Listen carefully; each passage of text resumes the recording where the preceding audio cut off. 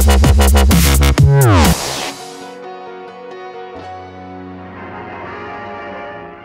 of the most precious privileges in the world today is the right to vote, to choose the man who will head the most powerful nation in the world during the next 4 years. The candidates have been named. The choice is yours.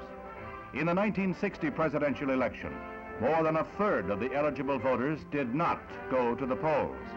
Only about 100,000 votes out of 69 million made the difference between victory and defeat. So no one can say his vote doesn't count.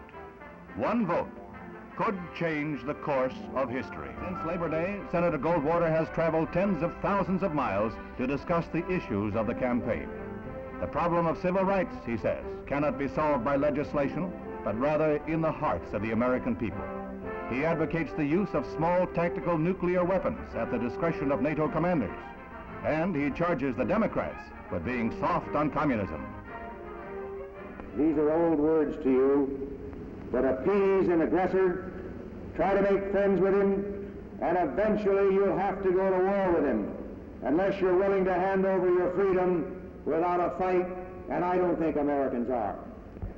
I speak as you speak, for peace, not war, when I say that America must take a firm line with communist leaders until their evil system ceases to threaten the world and threaten the freedom of man and the peace of the world.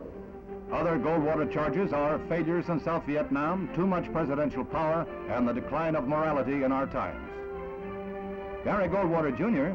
and the candidate's 3 other children work in a campaign that's notable for participation by families of all candidates. Also pitching in to help is Peggy Goldwater. Though by nature the shyest of all the contenders' wives, she, with or without her husband or children, makes public appearances where she thinks it might further the cause.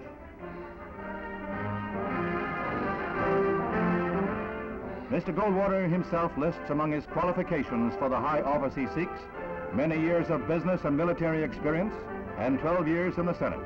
He thinks his knowledge of flying and of electronics would help. And finally, that a Republican would be better than a Democrat for president.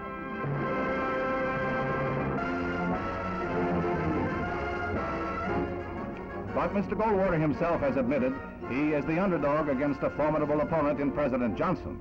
However, the president in turn respects the intense campaign drive put on by the senator. Mr. Johnson carried his case to the people. Ignoring pleas from his staff and the Secret Service, he tries to shake every hand that reaches for his. To many, of course, he is the president first and a candidate second, but his speeches draw resounding cheers. As with the Goldwaters, the Johnson family is busy on the campaign trail.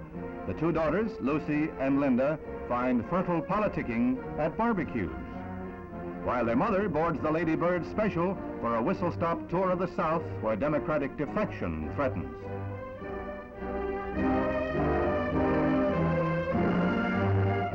Mr. Johnson seems assured of all of the labor vote, the most powerful single segment of the electorate.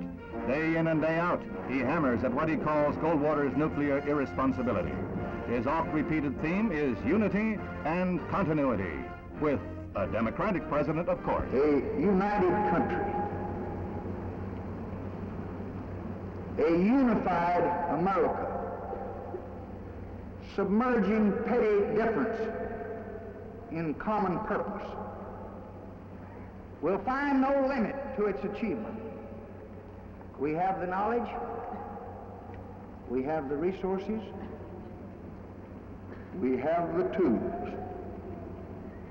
All we need is the courage and the faith and the vision. And you know in your heart that I'm telling you the truth. As the election drew near, came the changes in the Soviet Union leadership, and Mr. Johnson was quick to point out that the world is looking more than ever to a stable U.S. leadership. Mr. Johnson set out on a political career 27 years ago, a road that led to the White House. Now the day approaches that he may have dreamed about in Texas long ago, to be elected to the office that had been thrust upon him when tragedy struck in Dallas.